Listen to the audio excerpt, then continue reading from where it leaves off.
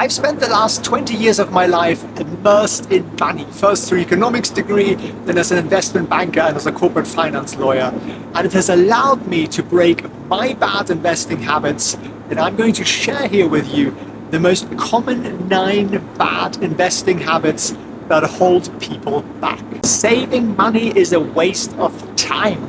I used to have a pile of cash I worked for. I had it sitting in a current account, in a bank account, and I felt very proud of it. I thought I'd save money. Brilliant. That's what I was taught to do.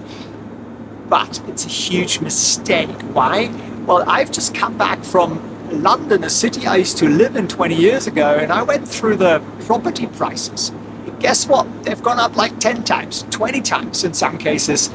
Had I taken my cash pile and bought a property with it 10 or 20 years ago, well, A, I would have paid off the mortgage by now, and B, the value of that would have increased significantly. Same if you bought shares or an index fund or anything like it. By me having that cash sitting there for many years, I just lost out. Inflation ate at it, and asset prices went up, which meant that my money was worth less and less and less and less. So don't save, invest. That's the lesson. Paying your investment account last.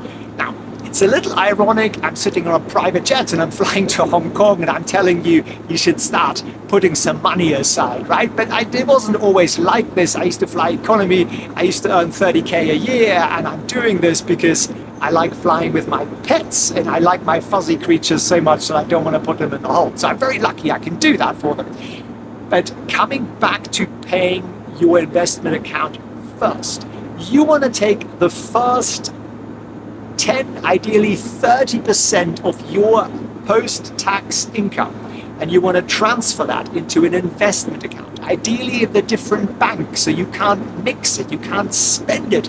There is some delay there if you wanted to touch that money, and you want to do that on day one when you get your paycheck. Most people get home, they pay for the bills, they pay for the rent or the mortgage, they pay for this and that, and they go for a nice dinner, they go shopping, and you deserve all those things, but at the end of the month there is very little left or nothing left at all. And that's human psychology. We tend to spend what we have available. So by taking that money aside at the beginning, yes, you have a smaller budget left, that sucks a little bit, but that's how you get to actual freedom. So it's important, and you will also find some savings in your spending in a good way that are currently wasting money, because you are looking more actively now at, well, how can I still do all the things I want to be doing without that 10, 20 or 30% you've got taken away. Debt before stocks. Get rid of your consumer debt. That's bad debt. That's not your mortgage. No, it is your car loans, your credit card balances, anything you've bought on a store card or anything that you have to pay for over several months. That's bad. Get rid of it. Why? Because you have to pay interest for that. It's pretty high.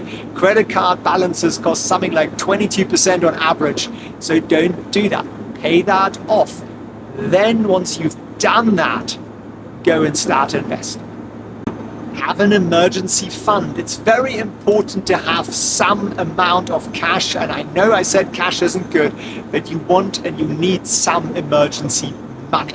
That can be 3 months, that can be 6 months. It depends a little bit on how many income streams you've got going on in your household. If it's just one, I'd say you want 6 months. If you've got more than that, maybe there's 2 of you working, or you have different income streams from freelancing or rent coming in or something like that, then maybe it could be a little bit less.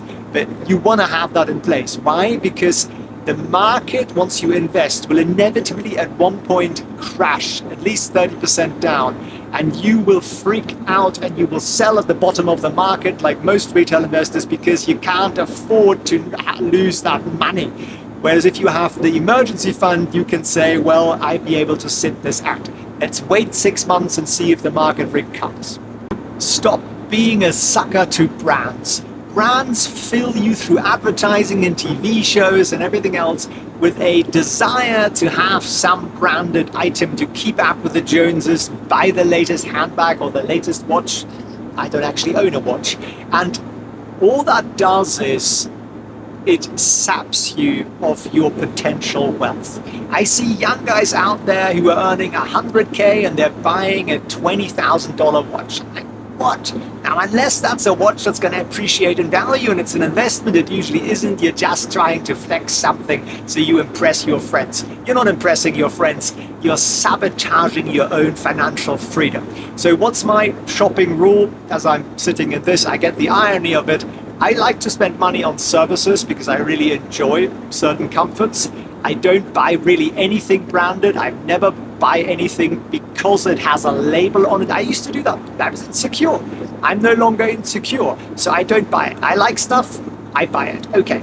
But I don't go out and go, I need the latest this, I need the latest model of car, I don't need a Tesla or a Rolex or whatever it might be. Because all that does is me trying to fit in, it's just me trying to impress other people that I don't really care about, and I'm giving my money to companies like LVMH, whose owner is the second richest guy in the world. So that's what you're doing. You're making the rich really rich, and you're making yourself poor, essentially. So, time allocation. You spend probably 8 to 10 hours a day working a job. Could be more. And how much time do you spend each day on your money? How much time do you give your money so that it can make money for you? Probably close to zero. That's what most people do. So the important thing here is not to spend 8 hours a day on your money, because then you'd never sleep and life would suck, but to set some time aside, ideally each day, 15 minutes in the morning or at lunchtime or in the evening, whenever, or you could do it on the weekend. But I like the daily thing because it becomes a routine, it becomes part of your life, where you sit down and you study. And you study how the market actually works, how money works, and how you can become a great money manager, because the ultimate freedom will come not from your salary, but from what you do with your salary and how you invest it so that your money can work for you. You want to get to a place where you have enough money in your investments that you could live off 4% of that a year.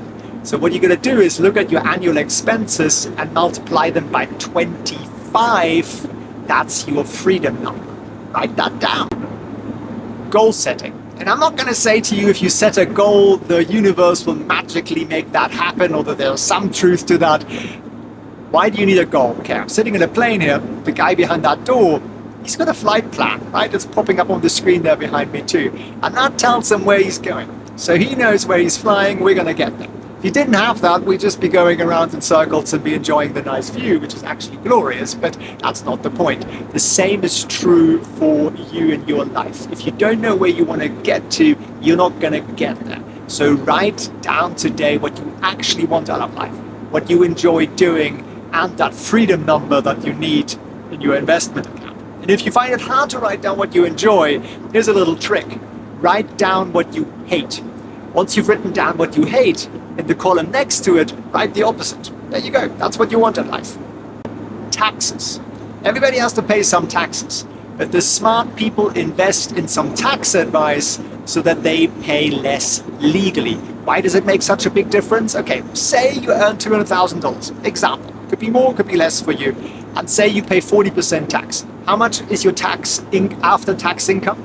It's $120,000. Say you put 20% of that aside into your investment income pot, that's 24K a year, right?